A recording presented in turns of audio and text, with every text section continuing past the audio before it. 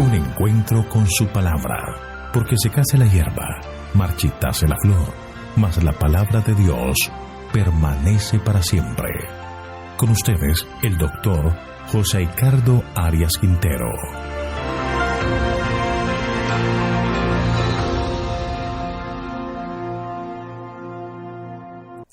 Vamos a estudiar Mateo capítulo 16, versículos 5 al 12. La levadura de los fariseos. Te invito a orar. Padre nuestro que estás en el cielo, alabado, glorificado y exaltado sea tu santo nombre. Gracias te damos, Señor, por este día que nos regalas. Gracias por tus cuidados, por tu amor, por tu bondad. Te pedimos en este momento que tú nos acompañes con la presencia de tu Espíritu para que podamos estudiar este pasaje de la Escritura y poder entender el mensaje que tienes para nosotros. Ayúdanos, guíanos y gracias por escucharnos, pues lo pedimos en el nombre de Jesús. Amén. La segunda sección de este capítulo 16 de Mateo es una advertencia de Jesús a sus discípulos sobre la levadura de los fariseos, pero los discípulos al parecer no entendían el mensaje que se les daba. Al parecer, la discusión de los fariseos y saduceos terminó porque Jesús se dirigía a otro lugar del mar de Galilea y llegaron a Betsaida, al parecer territorio poblado por los gentiles. Elena de White describe este momento y dice: Jesús, gimiendo en su espíritu y apartándose del grupo de caviladores, volvió al barco con sus discípulos. En silencio pesaroso, cruzaron de nuevo el lago. No regresaron, sin embargo, al lugar que habían dejado, sino que se dirigieron hacia Betsaida, cerca de donde habían sido alimentados los 5,000. Libro El deseo de todas las gentes, página 374. El Señor, entre la incredulidad y la falta de aceptación del mensaje, se sintió afligido y pasó a la otra orilla del lago. Estando en la barca, ocurre lo que describen los versículos 5 al 7 del capítulo 16 de Mateo. Los discípulos llegaron al otro lado, pero olvidaron llevar pan. Jesús les dijo: Mirad, guardaos de la levadura de los fariseos y de los saduceos. Ellos discutían entre sí, diciendo: Esto dice porque no trajimos pan. Al salir precipitadamente de Magdala, debido a la controversia con los fariseos y los saduceos, se habían olvidado del pan. Betsaida Julias se encontraba en territorio habitado por gentiles, y era normal que un judío se aprovisionara de pan antes de llegar a tal lugar, a fin de no tener que comprar alimentos de quienes no fueran judíos. Los discípulos se percataron de no haber llevado pan, y estaban pensando en eso cuando Jesús les dice: Mirad, guardaos de la levadura de los fariseos y de los saduceos. Aquí la levadura se refiere específicamente a la doctrina de los fariseos y de los saduceos, es decir, a sus principios y sus enseñanzas. Así como la levadura leuda toda la masa, así también los principios que una persona adopta saturan su vida. La comparación es apropiada. No importa si los principios son buenos o malos. El espíritu, la enseñanza y el carácter de los dirigentes religiosos, revelados en su hipocresía, su orgullo, su ostentación y su formalismo, inevitablemente afectarían la vida de quienes los estimaran y cumplieran con sus instrucciones. En este caso específico, Jesús se refería al espíritu de los fariseos y saduceos, que los había llevado a pedir una señal. Más tarde, comparó la hipocresía de ellos con la levadura.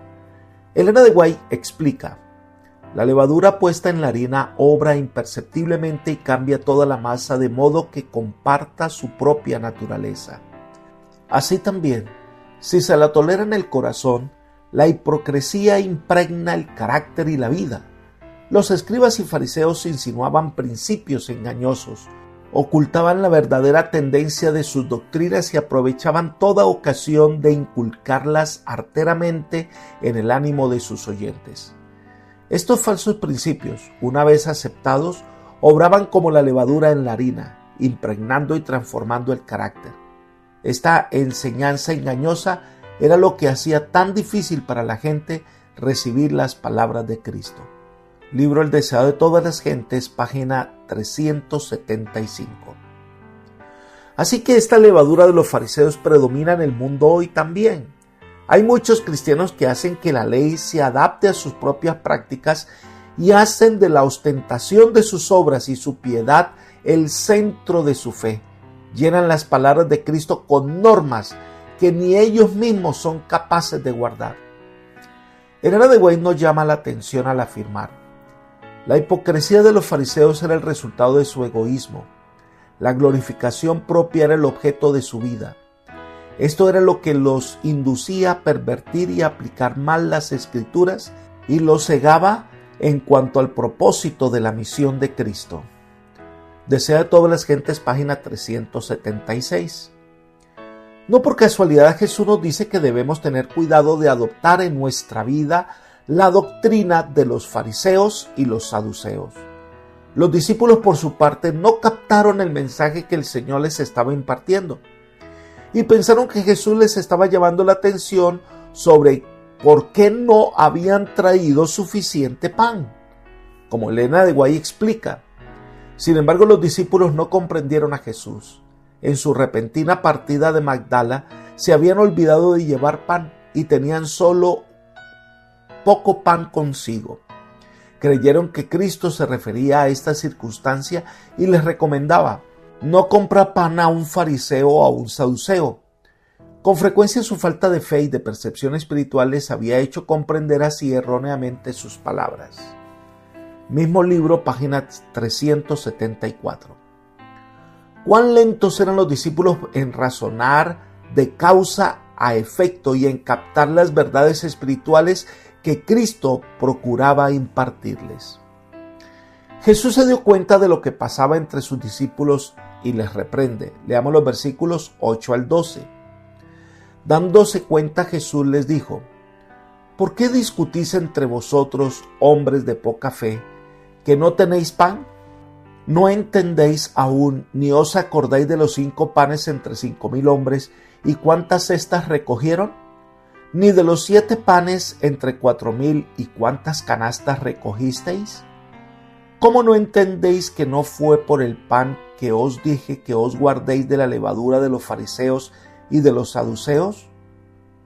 Entonces entendieron que no les había dicho que se guardaran de la levadura del pan, sino de la doctrina de los fariseos y saduceos. Jesús estaba chasqueado frente a la lentitud de ellos en comprender la verdad espiritual. Solo unas pocas horas antes había proporcionado alimento a 4,000 hombres y unas pocas semanas santas a 5,000. ¿Por qué habían de pensar que Jesús estaba preocupado por la falta de pan material? Es más, cuando alimentó a los 5,000 sobraron 12 cestas de pan, y cuando alimentó a los 4,000 sobraron 7 cestas de pan. Ahora, si Jesús fue capaz de hacer esto, ¿por qué se debían preocupar por la falta de pan? Así que el tema no es el pan material, sino la levadura espiritual. La levadura en el Antiguo Testamento era símbolo de pecado. En la época de la Pascua, la levadura era retirada de los hogares. Ahora Jesús dice que debe evitar la levadura o pecado de hipocresía de los fariseos. Los fariseos solo querían practicar una religión que ensalzara el yo. Su orgullo espiritual ocultaba los más acérrimos pecados. Y este es uno de los pecados más sutiles que afecta a muchos cristianos hoy, que consiste en ensalzar el yo, la justicia propia, buscar la admiración de otros. El orgullo espiritual les impide llevar una religión de corazón. Elena de White, por su parte, nos explica: la religión de Cristo es la sinceridad misma. El celo por la gloria de Dios es el motivo implantado por el Espíritu Santo y únicamente la obra eficaz del Espíritu puede implantar ese motivo. Únicamente el poder de Dios puede desterrar el egoísmo y la hipocresía. Este cambio es la señal de su obra. Cuando la fe que aceptamos destruye el egoísmo y la simulación, cuando nos induce a buscar la gloria de Dios y no la nuestra, podemos saber que es del debido carácter. Libro El deseo de todas las gentes, página 377. Entonces las palabras de Jesús es para nosotros también. Evitemos la levadura de los fariseos. Evitemos la religión de apariencias, que lo único que busca es ensalzar el yo. Busquemos mejor dar toda la gloria a Dios. Apreciado amigo y hermano, la salvación que Dios nos da es un don maravilloso. Nos promete perdón y la vida eterna. Para ello debemos ser sinceros en acercarnos al Todopoderoso. Una adoración basada en las apariencias no tiene ningún valor y nos estamos engañando a nosotros mismos. Que el Señor nos ayude para que cada día podamos llevar una vida cristiana consecuente con la verdad que entendemos. Que llevemos una vida cristiana donde la transformación ocurra de adentro hacia afuera. Que el Señor te bendiga y te guarde y te guíe por sendas de paz. Es mi oración por ti. Amén.